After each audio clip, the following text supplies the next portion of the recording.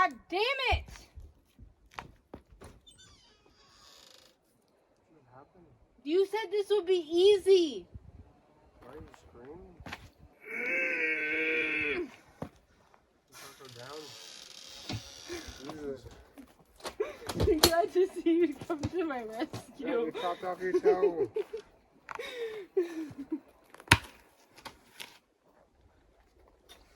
Pick easy ones. How am I supposed to know if they're easy? There, bro.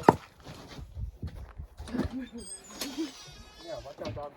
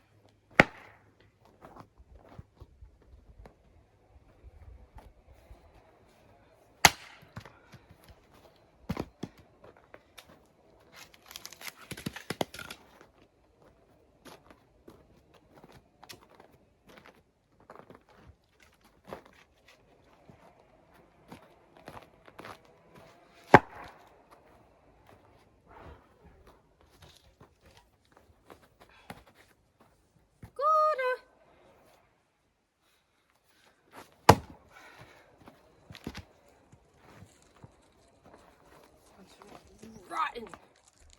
Safe.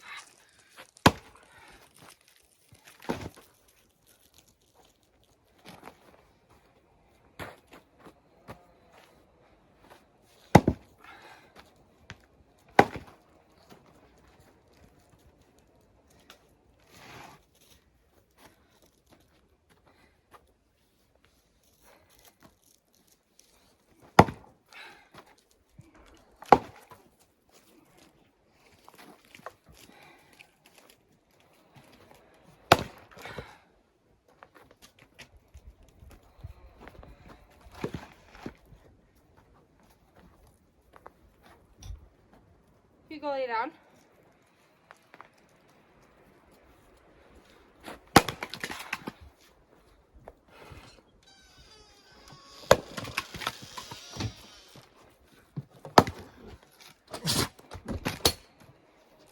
Oh, it's big. Sarah. What?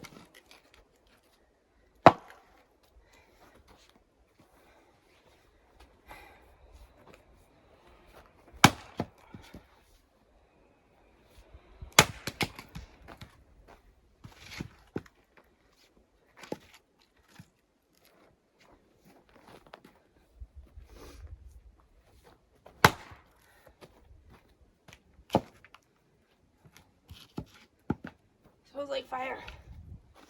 Watch out, dog.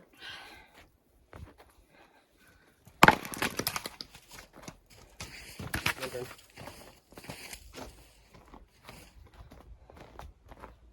These are the kind of funky pieces too. Yeah, they're like rotten on the inside, which makes them a pain. Yeah, they're spongy a little bit.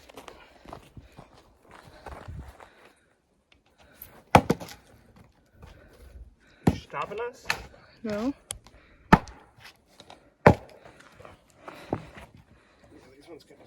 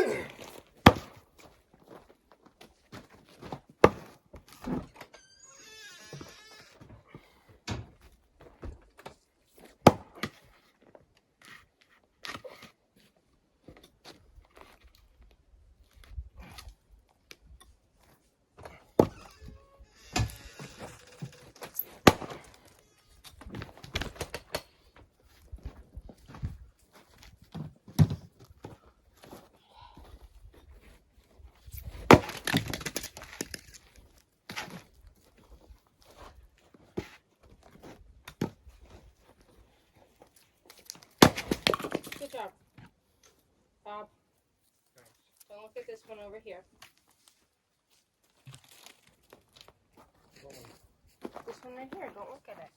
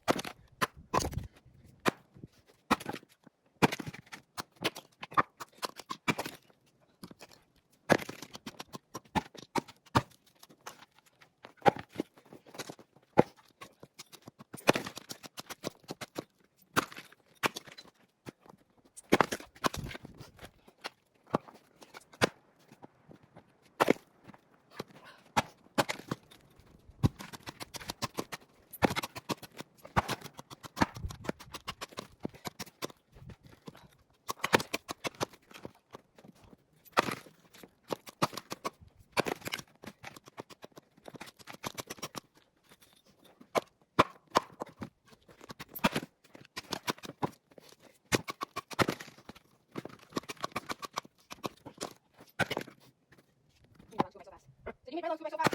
I'm sorry, doing good. I'm right. Okay, it's like two potatoes.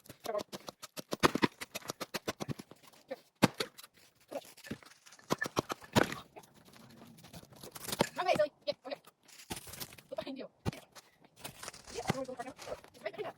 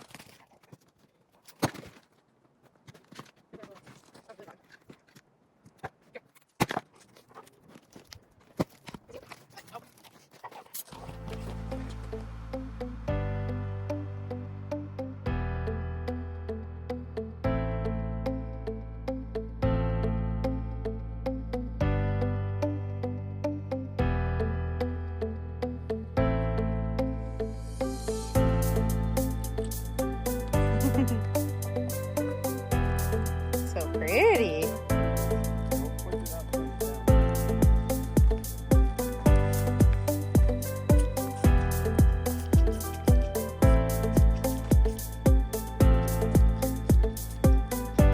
I don't know, I was just filling bottles.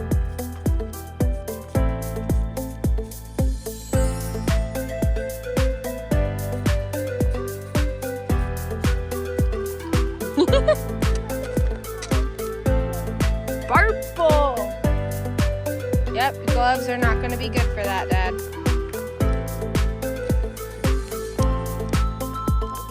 Hold it.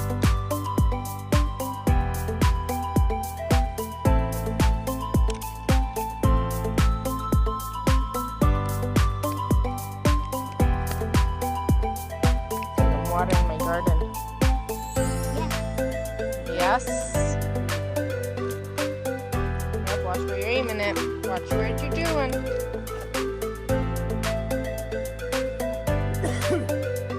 You locked it.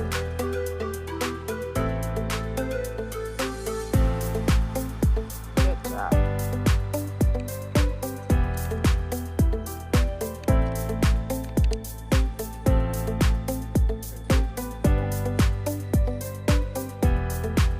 Kara, what do you think?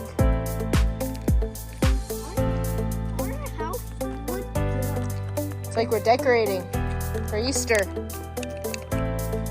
Oh, we're going over there. Make it purple.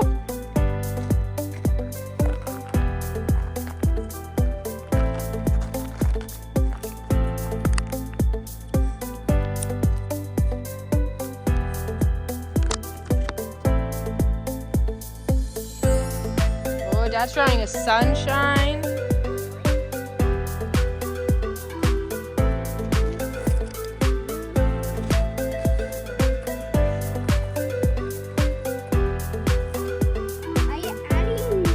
Right, B? Yes.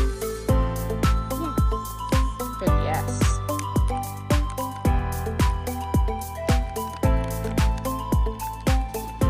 Why is playing water? It's colored. Straight down, not up. Yep.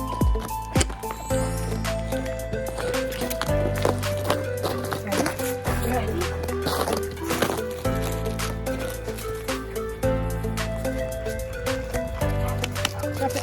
Drop it. Hey. Here. Drop it. He's not playing games. Drop it.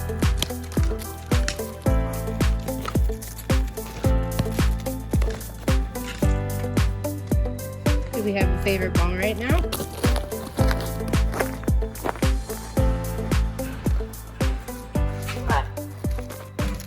It's got a hole in it.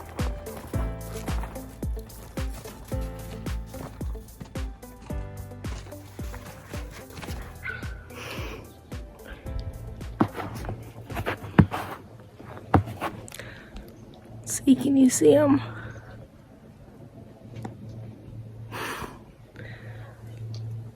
Kira, are they skiing? I don't want you stepping on my sleeve. Okay.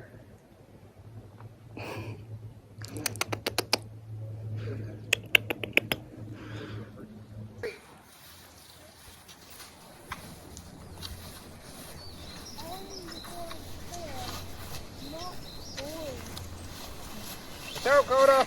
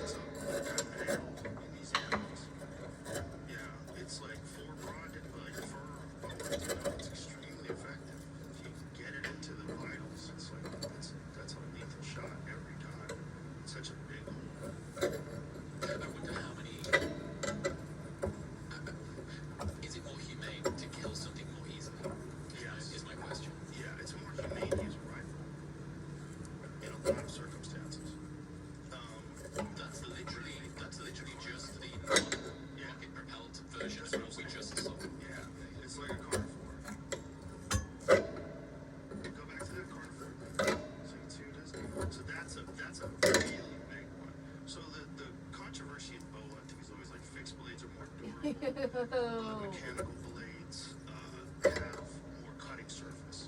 What is that? What is that? Jesus. That stuff in a pizza slice. Colorful eagle. That's what it's called. Jesus Christ. Yeah, that seems like it wouldn't fly good. See, the problem is they have to fly good too. And the more metal surface area you have, the more you have a chance of it's all plane.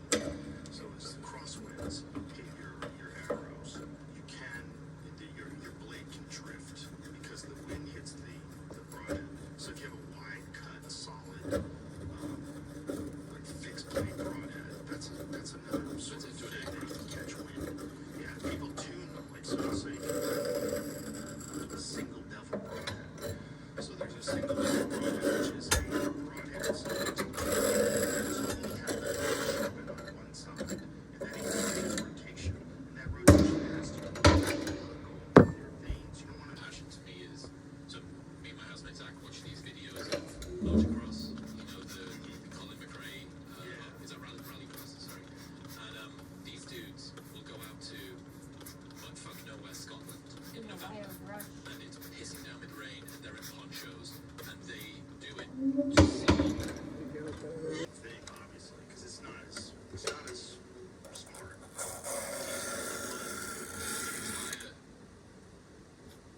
In the UK, the left side of my body, left arm and left leg, just go chill out, go on holiday. And then I can have it while I do this journey. I can use right arm only and right leg.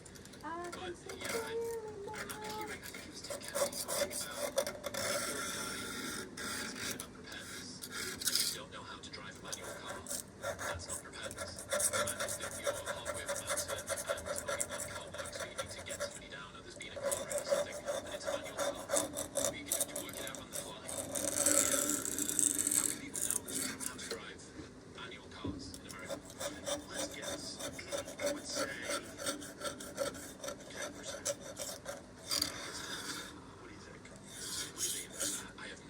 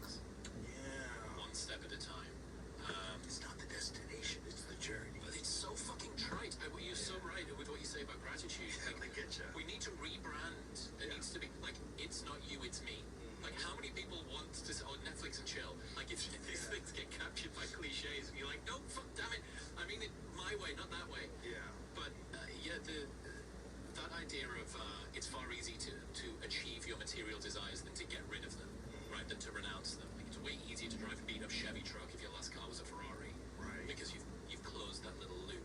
Right. Mark Manson talks about, he has this great question, what pain do you want in life? He says that it's a much more accurate way of asking the question, what looks like work to everybody else but feels like play to you? Right? That's like a common thing. What can you do that is play to everyone else's work? That's a competitive advantage. That might be comedy for you, for Chappelle, etc. I would happily do this for free. There are other people out there who would need to be paid an awful lot of money to go through the drama of getting up on stage. Yeah. Mark's contention is that any pursuit, even the most existentially aligned, will regularly feel like work. So what you need to look at is, what are the pains that you can deal with better than everybody else? Like, there is pain associated, I'm sure. It's not just pure joy as you stare at a Google Doc or a note in your phone and you're like, how am I going to get this bit out? Like, how actually I need to make this joke about cigarettes or something, and I just can't get it to work. You're grappling with something. There is a kind of pain. It's not pure pleasure every single moment. And I think assuming that your pursuits are always going to be perfect, just blissed out, man, and there should be no challenges, like, no, that's not the way that it's going to work, even if it's your calling in life.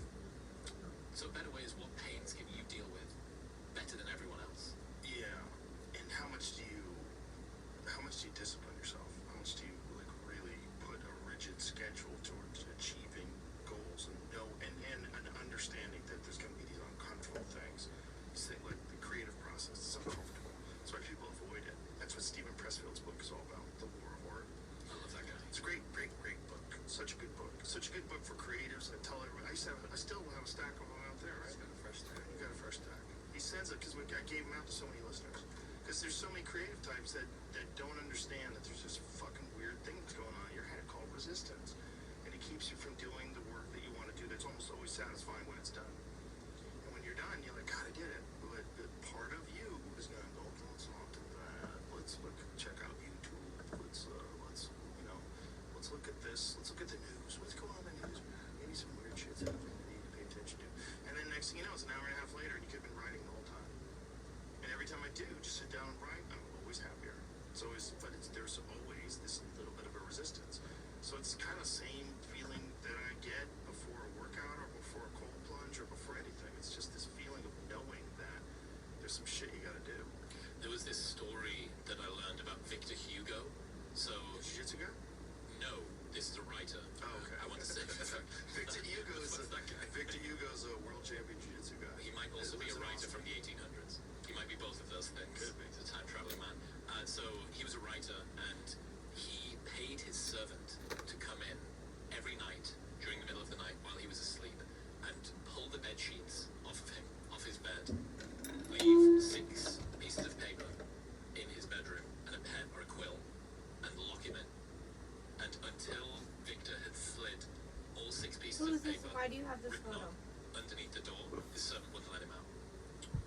The level that Backed him there with a good left hand, and who was a fucking hell of a fighter in his prime, man.